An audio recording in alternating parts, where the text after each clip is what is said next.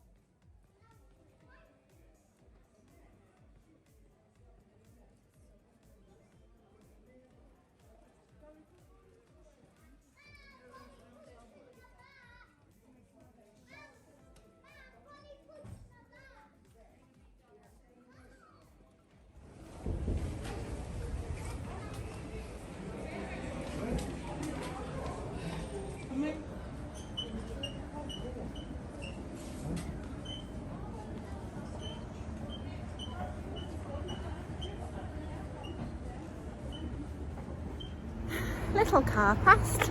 I'm just on my way to go and pick him up. And I got all my jobs done in town. I got my eyebrows done and I got my glasses sorted. And I had a good mooch in about 4 or 5 different charity shops, but there wasn't anything today. It's a bit hit or miss, isn't it, when you're charity shop shopping? But nothing today. But crazy man in a white car decided he wanted to reverse down the pavement. So that was a bit exciting.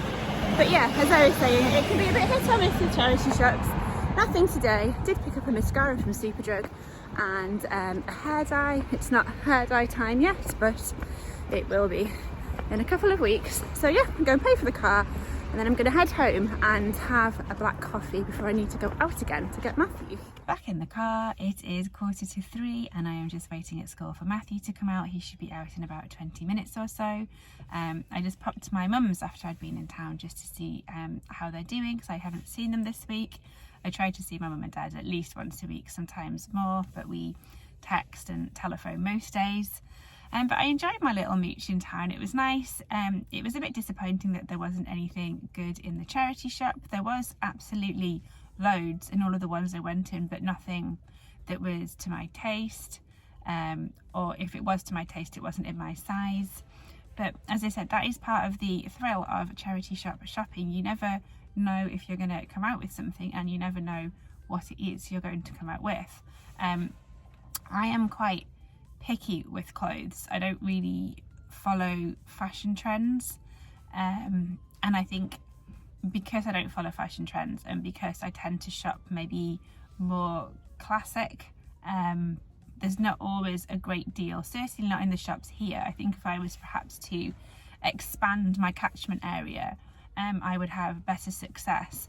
But the town that we live in, the predominant type of clothes shop would be fast fashion and how to put it diplomatically, budget, affordable.